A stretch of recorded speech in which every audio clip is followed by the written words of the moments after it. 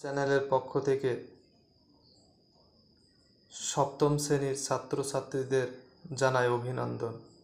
আজ আমি আলোচনা করব সপ্তম শ্রেণীর ভূগোলের দ্বিতীয় অধ্যায় ভূপৃষ্ঠে কোনো স্থানের অবস্থান নির্ণয়। পাঠ্য বইয়ের গুরুত্বপূর্ণ প্রশ্নগুলো দাগিয়ে দেব এবং সাজেশন করে দেব। এই প্রশ্নগুলো পড়লে ছাত্রছাত্রীরা উপকৃত হবে। তাই ছাত্রছাত্রীদের জানানো যাচ্ছে আমার এই চ্যানেলটি সাবস্ক্রাইব, শেয়ার, লাইক, কমেন্ট করে দিও।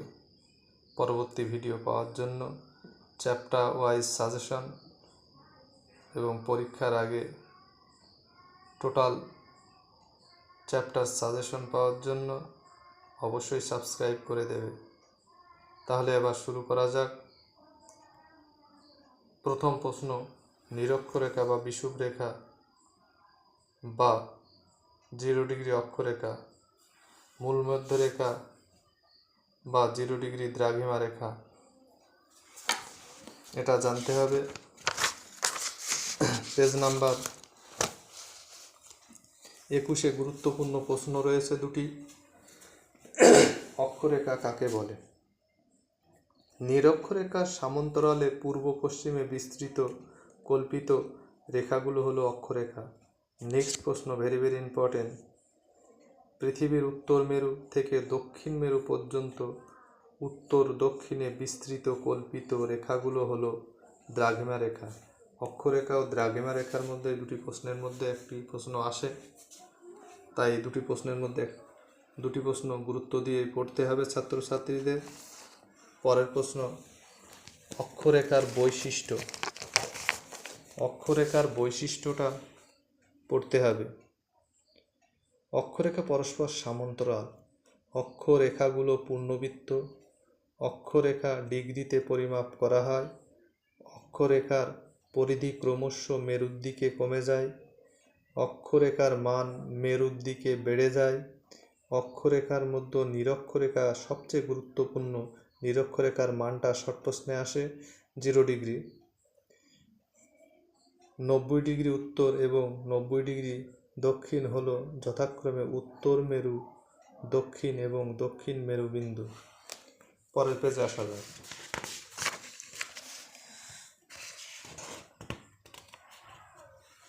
পরের পেজে আমি আগেই বলেছি নিরক্ষরেখার মান 0 ডিগ্রি, এটা শর্টে আসে।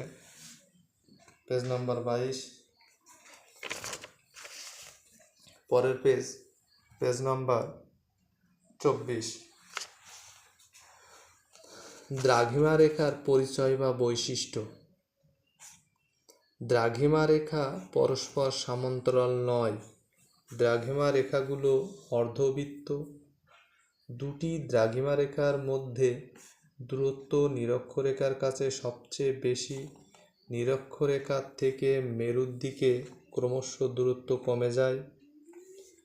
প্রত্যেকটি দ্রাঘিমা রেখা উত্তর ও দক্ষিণ মেরু বিন্দুতে গিয়ে মিশেছে।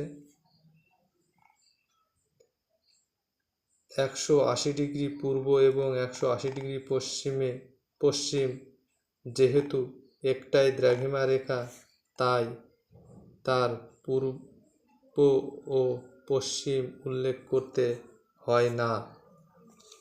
ছাত্রছাত্রীদের জানানো হচ্ছে আমি যে প্রশ্নগুলো আলোচনা করছি চ্যাপ্টার ওয়াইজ সাজেশন করে দিচ্ছি, মনোযোগ দিয়ে অবশ্যই পড়বে। পরের প্রশ্ন, পরের পেজ নাম্বার 27। স্থানীয় সময় বলতে কি বোঝো? স্থানীয় সময় বলতে কি বোঝো? লোকাল টাইম মূলমধ্যরেখার উপরে যখন সূর্য আসে তখন ঠিক দুপুর 12টা। মূল মধ্যরেখা থেকে 15 ডিগ্রি পূর্ব দ্রাঘিমায় তখন দুপুর 1টা। আবার 15 ডিগ্রি পশ্চিম দ্রাঘিমায় সেই সময় সকাল 11টা। দ্রাঘিমা অনুযায়ী কোনো স্থানের সময়কে সেই স্থানের স্থানীয় সময় বা লোকাল টাইম বলে। এটা পড়তে হবে, খুব ইম্পর্টেন্ট প্রশ্ন। পরের প্রশ্ন খুব ভেরি ভেরি ইম্পর্টেন্ট। 82°30' পূর্ব দ্রাঘিমাকে প্রমাণ দ্রাঘিমা ধরা হয়েছে। 82°30' পূর্ব দ্রাঘিমার স্থানীয় সময়কে সারা ভারতের প্রমাণ সময় বলা হয়। এটাও ভেরি ভেরি ইম্পর্টেন্ট, এটা পড়তে হবে। পরের প্রশ্ন, জিপিএস এর full form global positioning system, এটাও ইম্পর্টেন্ট, শর্ট প্রশ্নে আসে, এটাও পড়তে হবে ছাত্রছাত্রীদের। জিপিএস এর ফুল ফর্ম